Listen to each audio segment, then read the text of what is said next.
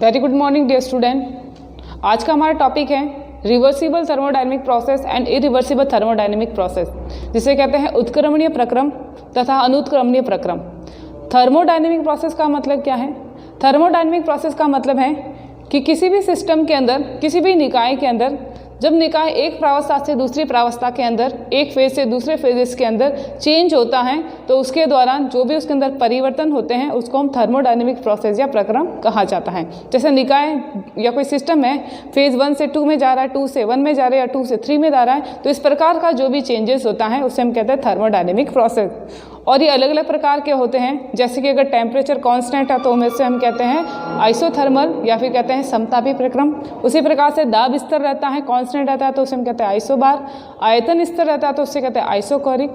और ऊष्मा की मात्रा स्तर रहती है तो उसे हम कहते हैं उसे हम कहते हैं रुद्धोष्म प्रक्रम या एडियाबैटिक प्रोसेस कहा जाता है। और इस प्रकार का प्रोसेस जिसके अंदर किसी भी प्रकार कोई चेंजेस नहीं होता है, फिर एक प्रावस्था से जाकर दूसरी में जाती है, दूसरे से वापस फर्स्ट के अंदर आ जाती है, there is a no change, तो उसे हम कहते हैं साइक्लिक प्रोसेस। आज हम उसके अंदर पढ़ेंगे कि रिवर्सिबल क्या होते हैं और इरिवर्सिबल क्या होते हैं। रिवर्सिबल प्रोसेस या उत्क्रमणीय प्रक्रम का मतलब कि ऐसे प्रक्रम जिसकी दिशा में लगने वाला बल, जिसके डायरेक्शन में लगने वाला बल उसकी विपरीत दिशा में लगने वाले बल की तुलना में अनंत सूक्ष्म अधिक होता है। कैसे? जैसे कि मान लो कोई रिएक्शन इस डायरेक्शन में हो रही है, तो इस डायरेक्शन में, ये उसकी डायरेक्शन दिशा है, तो उसकी दिशा में जो लगने वाला बल है उसकी विपरीत दिशा में लगने वाला बल है उसकी तुलना में दिशा में लगने वाला बल अधिक है, तो रिएक्शन इसी डायरेक्शन में चलेगी, एक ही डायरेक्शन में चल पाएगी, तो उसे कहते हैं उत्क्रमणीय प्रोसेस। इसकी प्रॉपर डेफिनेशन यही है कि वह प्रक्रम जिसमें उसकी दिशा में लगने वाला बल उसके विपरीत दिशा में लगने वाले बल की तुलना में अधिक होता है। कहने का मतलब जो उसकी डायरेक्शन में फोर्स लग रहा है वो अधिक होगा, और डायरेक्शन में लगने वाला फोर्स अधिक होगा तो रिएक्शन कैसी होगी या वो प्रोसेस कैसा होगा, वो उत्क्रमणीय प्रोसेस माना जाता है।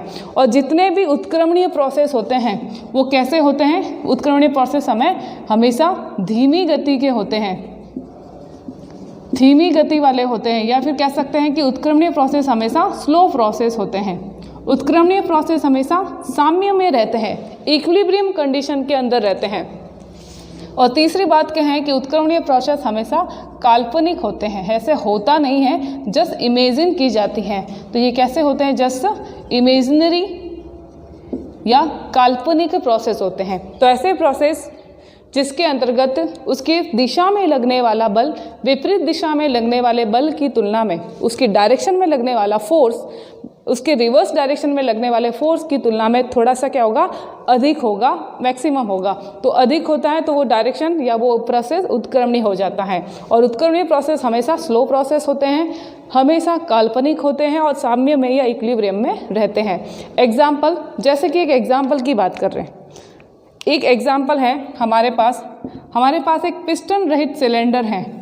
ये एक सिलेंडर है जिसमें एक पिस्टन लगा हुआ है, ठीक है। अब ये इसका पिस्टन है। पिस्टन का मतलब क्या है? सिलेंडर को ऐसे दबाया जाता है, उस पिस्टन से पिस्टन होता है। घर्षण रहित पिस्टन है, मतलब किसी भी प्रकार का कोई फ्रैक्शन नहीं है। अगर उसके अंदर गैस आएगी तो वो पिस्टन धीरे धीरे ऊपर हो जाएगा, गैस कम होगी तो वापस नीचे आ जाएगा, मतलब किसी भी प्रकार कोई फ्रैक्शन नहीं है, फ्रैक्शन रहित या घर्षण रहित पिस्टन लगा हुआ होता है। अब इसके अंदर हम जैसे जैसे करके क्या करेंगे, गैस भरेंगे। इसके अंदर जैसे जैसे करके गैस भरी जाती है, ये पिस्टन ऊपर की तरफ खिसक जाएगा। कहाँ था और कहाँ आ गया? ऊपर की तरफ आ गया। अब देखो, प्रारंभ में अंदर क्या था? गैस इसके अंदर नहीं थी, पिस्टन नीचे था। जैसे जैसे हमने गैस भरी, पिस्टन ऊपर की तरफ खिसकता गया। जैसे जैसे गैस की मात्रा बढ़ती रही, जैसे जैसे गैस एक्सपांड होती रही, जैसे जैसे गैस प्रसारित होती रही, वैसे वैसे उसके अंदर जो पिस्टन था वो धीरे धीरे ऊपर चला गया। क्यों चला गया? क्योंकि गैस के आने की जो डायरेक्शन है, जहाँ से गैस एंटर कर रही है, उसकी डायरेक्शन जो है उसमें लगने वाला बल फोर्स अधिक है, जबकि पिस्टन के विपरीत दिशा में, इसकी तरफ पिस्टन के विपरीत दिशा में लगने वाला बल क्या है? कम है। तो देखो, ये जो डायरेक्शन ऊपर जा रही है उस तरफ लगने वाला फोर्स अधिक है, या कह सकते हैं कि उसकी दिशा में, ऑन द डायरेक्शन लगने वाला फोर्स अधिक है, जबकि विपरीत दिशा में लगने वाला बल कम है। इसलिए यह प्रोसेस क्या हो जाएगा? उत्क्रमणीय हो जाएगा। गैस जो है वो क्या हो जाएगी? फैल जाएगी उस सिलेंडर के अंदर। अगर ऐसा नहीं होता पिस्टन के ऊपर हम ज़्यादा जोर लगाते, ज़्यादा जोर लगा के उसको बंद करते तो क्या होता, गैस की मात्रा कम हो जाती है और वापस क्या हो जाएगा, गैस कम होने लग जाएगी, तब उसे हम कहते हैं इरिवर्सिबल। तो ये बिल्कुल घर्षण रहित पिस्टन है जिसके अंदर हम क्या करेंगे, सिलेंडर में गैस भरते हैं। तो जैसे जैसे गैस की मात्रा बढ़ती जाती है वैसे वैसे अग्र दिशा में लगने वाला बल बढ़ता जाता है, ऊपर की तरफ विपरीत दिशा में लगने वाला बल कम होता जाता है, गैस जो है वो प्रसारित होती है। तो ये गैसों का प्रसारण, एक्सपेंशन ऑफ गैसेस किस टाइप का प्रक्रम है, याद रखना है, उत्क्रमणीय प्रक्रम कहलाता है। कैसा, रिवर्सिबल प्रोसेस कहलाता है। एक्सपेंशन ऑफ गैसेस या गैसों का प्रसार, गैसों का प्रसार कैसा है, एक उत्क्रमणीय प्रक्रम होता है, रिवर्सिबल प्रोसेस होता है। क्लियर। अब आता है अनुत्क्रमणीय प्रक्रम क्या है, इरिवर्सिबल प्रोसेस क्या है। इरिवर्सिबल प्रोसेस का मतलब है ऐसा प्रोसेस जो रिवर्सिबल प्रोसेस का जस्ट उल्टा या जस्ट अपोजिट होता है। ऐसा प्रोसेस जो रिवर्सिबल प्रोसेस या उत्क्रमणीय प्रोसेस का विपरीत होता है उसे अनुत्क्रमणीय या इरिवर्सिबल प्रोसेस कहते हैं। या हम ये कह सकते हैं कि ऐसा प्रोसेस जिसमें अग्र दिशा में लगने वाले बल की तुलना में विपरीत दिशा में लगने वाला बल अधिक होता है। पहले तो बात की थी उत्क्रमणीय, तो मैंने कहा था कि अग्र दिशा में जो ऑन डायरेक्शन जो बल लग रहा है वो क्या है, ज़्यादा है, तो प्रोसेस उत्क्रमणीय हो गया। अब ये डायरेक्शन उसकी अग्र दिशा है, ठीक है, फॉरवर्ड डायरेक्शन, और ये बैकवर्ड डायरेक्शन है। तो फॉरवर्ड डायरेक्शन की तुलना में बैकवर्ड डायरेक्शन से लगने वाला फोर्स अधिक है, तो प्रोसेस कैसा हो जाएगा, इरिवर्सिबल हो जाएगा। जैसे कि इसी की बात करें, ये घर्षण रहित पिस्टन लगा हुआ है। अब यहाँ पे जैसे हम गैस भरते हैं, गैस क्या होती है, एक्सपांड हो रही है। एक्सपांड हो रही है तो पिस्टन ऊपर की तरफ जा रहा है क्योंकि विपरीत दिशा में लगने वाला बल कम था। अब अनुत्क्रमणीय प्रोसेस की बात करते हैं तो हम कहते हैं कि ये विपरीत दिशा में लगने वाला बल क्या है, अधिक है। तो अधिक होगा तो ये क्या करेगा, पिस्टन को, अगर विपरीत दिशा में लगने वाला बल अधिक होगा तो ये क्या करेगा, पिस्टन नीचे की तरफ खिसक जाएगा क्योंकि उसके ऊपर जो बल लग रहा है, ये ऊपर की डायरेक्शन से जो फोर्स लग रहा है वो नीचे की डायरेक्शन की तुलना में अधिक है, अधिक मात्रा में है, ठीक है, मोर है। तो ये क्या करेगा, इसको ये नीचे की तरफ ले आएगा। इट्स मीन गैसों का क्या हो रहा है, संकुचन हो जाएगा, गैस जो है वो कंप्रेस हो जाएगी। तो गैसों का संकुचन या कह सकते हैं गैसों का कंप्रेशन किस प्रकार का प्रोसेस हो जाएगा, एक प्रकार से अनुत्क्रमणीय या इरिवर्सिबल प्रोसेस कहलाता है। तो समझ में आ गया एक एक उदाहरण से कि रिवर्सिबल प्रोसेस क्या है, इरिवर्सिबल प्रोसेस क्या है। इसमें एक चीज़ याद रखना कि जो भी इरिवर्सिबल प्रोसेस होते हैं वो हमेशा वास्तविक होते हैं, रियल होते हैं।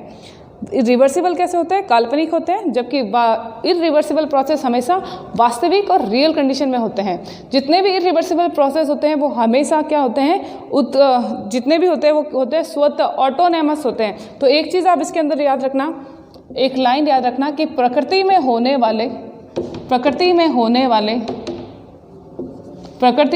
वाले समस्त प्रक्रम, जितने भी थर्मोडायनेमिक प्रोसेस जो नेचर के अंदर हो रहे हैं वो सारे कैसे होते हैं, प्रकृति में होने वाले समस्त प्रक्रम अनुत्क्रमणीय तथा स्वतः होते हैं। और सारे कैसे होते हैं, सारे वास्तविक होते हैं।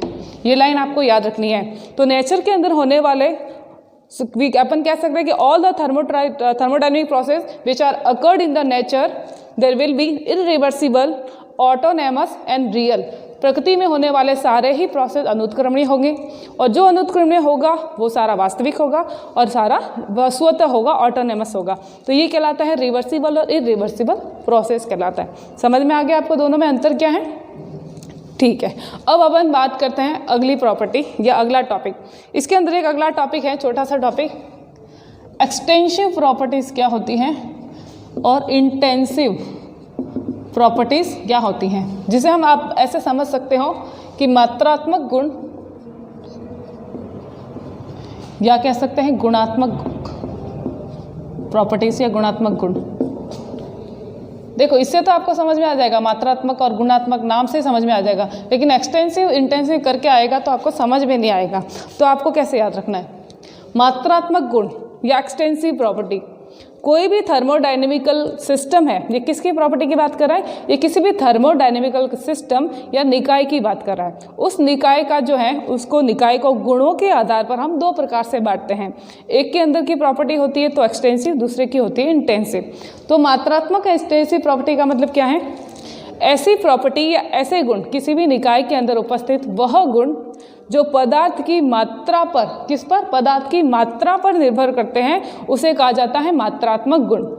ऐसे गुण जो पदार्थ की क्वांटिटी पर, क्वालिटी नहीं, पदार्थ की क्वांटिटी, पदार्थ की मात्रा पर निर्भर करते हैं, उन्हें कहा जाता है एक्सटेंसिव प्रॉपर्टी। ठीक है, तो मात्रात्मक गुण एक्सटेंसिव प्रॉपर्टी जो पदार्थ की मात्रा पर निर्भर करती हैं।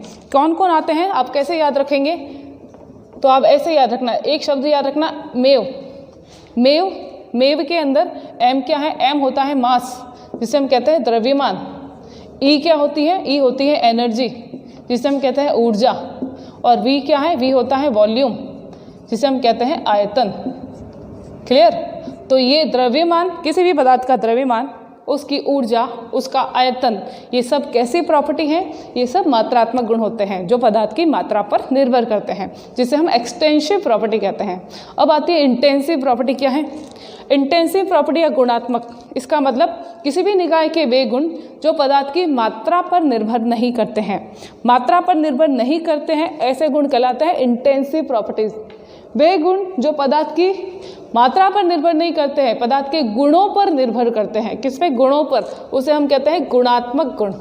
तो इस प्रकार से गुणात्मक या इंटेंसिव प्रॉपर्टी का मतलब किसी भी निकाय में वह गुण जो पदार्थ की मात्रा पर निर्भर नहीं करते, ओनली केवल गुणों पर निर्भर करते हैं, वो क्या कहलाते हैं, गुणात्मक या इंटेंसिव प्रॉपर्टी कहलाती हैं। कौन कौन आएंगे इसके अंदर, तो इसके अंदर आप याद रखना बॉइलिंग पॉइंट और मेल्टिंग पॉइंट, क्वथनांक और गलनांक आते हैं। इसके अलावा जितने भी प्रॉपर्टी की अगर हम बात करते हैं मोलर में या फिर उसकी स्पेसिफिक कंडीशन की बात करते हैं, तब उस स्पेसिफिक कंडीशन में सारी एक्सटेंसिव प्रॉपर्टी इंटेंसिव हो जाती हैं। कैसे, जैसे देखो मैं बात कर रही हूँ किसकी, जैसे ले लो ये द्रव्यमान था और हमारे पास था मास, द्रव्यमान, और हमारे पास था वॉल्यूम। तो ये जो द्रव्यमान है कैसी प्रॉपर्टी है, एक्सटेंसिव। वॉल्यूम कैसी प्रॉपर्टी है, एक्सटेंसिव प्रॉपर्टी। लेकिन इन दोनों का जो अनुपात होता है, अनुपात से आपको क्या मिलेगा, डी। डी का मतलब होता है घनत्व। तो ये घनत्व कैसी प्रॉपर्टी है, ये घनत्व याद रखना इंटेंसिव या मात्रात्मक गुण होता है, सॉरी गुणात्मक गुण होता है या इंटेंसिव प्रॉपर्टी होती है। इसके अलावा जैसे कि ऊर्जा है, ऊष्मा है, ठीक है, एंथैल्पी है, ये सब प्रॉपर्टी कैसी है, ऊर्जा के सारे रूप, एंथैल्पी, एंट्रोपी वगैरह, ये सारे रूप क्या होंगे, मात्रात्मक। लेकिन अगर मैं इसकी स्पेसिफिक कंडीशन की बात करूं या पर मोल की बात करूं, जैसे मैं बात करूं कि मोलर एंथैल्पी,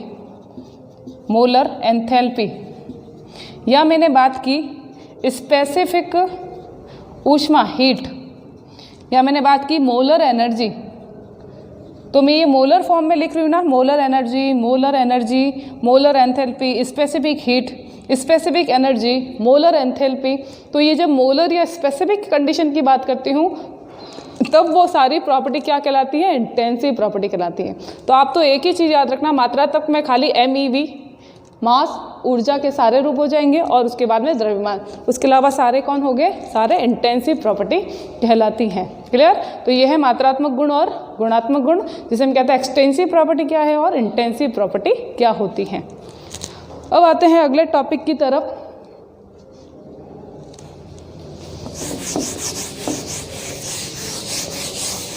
अगला टॉपिक है हमारी ऊष्मा।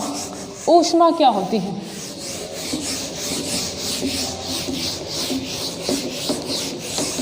ऊष्मा क्या होती है, हीट किसको कहा जाता है,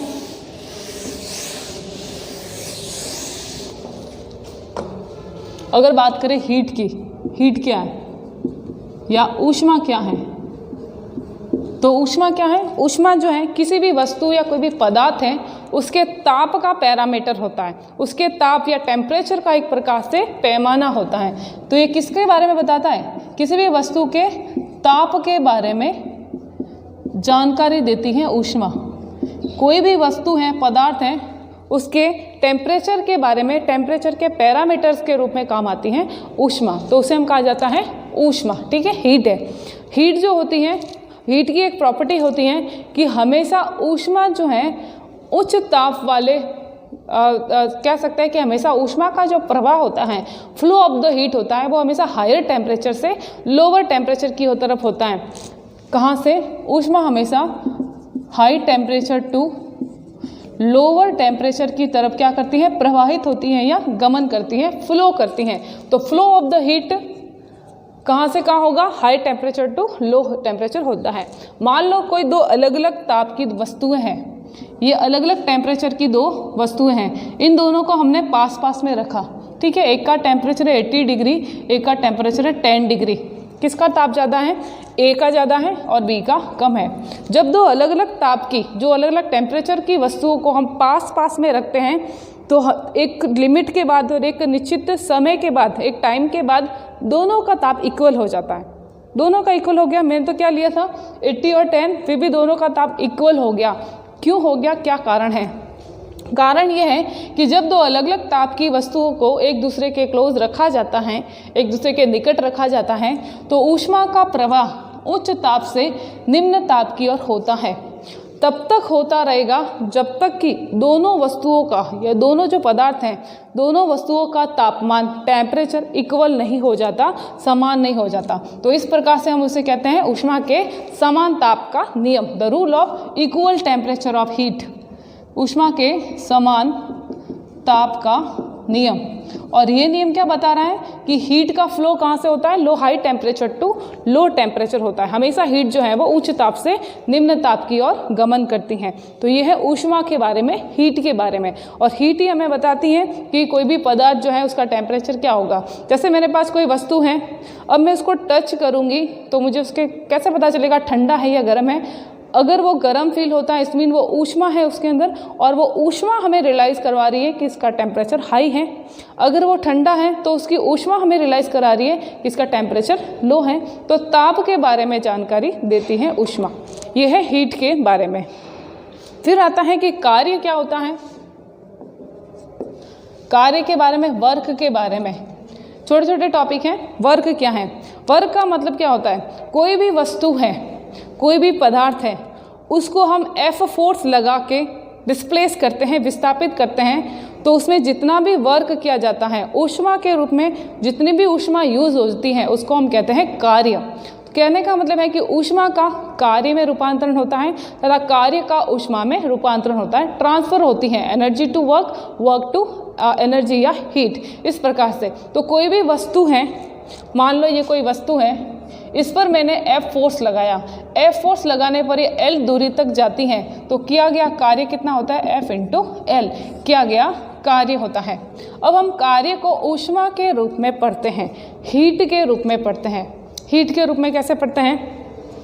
कि किसी भी वस्तु को विस्थापित करने पर जो भी कार्य किया जाता है, जो भी ऊष्मा, जो भी हीट यूज़ होती है, उसको हम कार्य के रूप में शो करते हैं। अतः क्या जो भी कार्य किया जाता है वो हीट के रूप में होता है, ऊष्मा के रूप में माना जाता है। अगर मैं ये कह दूं कि जो वर्क है वो प्रोपोर्शनल होता है हीट के, और अगर वर्क को मैं ये प्रोपोर्शनल कांस्टेंट हटा दूं तो एक नया कांस्टेंट मुझे मिलता है जिसे कहते हैं जूल इक्विवेलेंट कांस्टेंट, जूल तुल्यांक नियतांक या जूल इक्विवेलेंट कांस्टेंट कहा जाता है। जे का मान प्राप्त होता है। और अगर मैं बात करती हूँ कि हीट जो है H वो 1 जूल है, कितनी है? 1 जूल हीट है, तो इट्स मीन W क्या हो जाएगा? J के बराबर होगा। क्या गया? कार्य जो है वो यांत्रिक तुल्यांक जूल इक्विवेलेंट कांस्टेंट के बराबर हो जाएगा। तो किसी भी निकाय के अंदर अगर किया गया कार्य, किसी भी निकाय के अंदर 1 जूल ऊष्मा के अवशोषण या उत्सर्जन से किया गया कार्य, उसका 1 जूल इक्विवेलेंट कांस्टेंट कहलाता है। कैसे कहलाएगा? H का मान मैंने 1 रख दिया तो W J के बराबर हो जाएगा, और J क्या है? इक्विवेलेंट कांस्टेंट, W क्या है? कार्य। तो क्या गया? कार्य किसके बराबर हो जाएगा? जूल इक्विवेलेंट कांस्टेंट के बराबर माना जाता है। इसके अंदर आपको देखना है कि जो ऊष्मा है उसका मात्रक क्या होता है? उसका मात्रक यूनिट होती है जूल, और जूल के 3 अलग अलग फॉर्मेट होते हैं, 3 अलग अलग फॉर्म है। उन 3 अलग अलग फॉर्म के बारे में ध्यान रखना। जूल किसकी इकाई है? ऊष्मा या कार्य की इकाई होती है जूल। कार्य की बात करूँ या ऊष्मा की बात करूँ, दोनों एक दूसरे के इक्वली हैं और जूल जो है वो दोनों की इकाई होती हैं। अगर मैं बात करती हूँ एनर्जी की या ऊष्मा की, अगर 4.2 × 10⁻⁷ अर्ग है ये, उसके बाद आता है 4.2, यह आता है joule, kilo calorie, kilo calorie.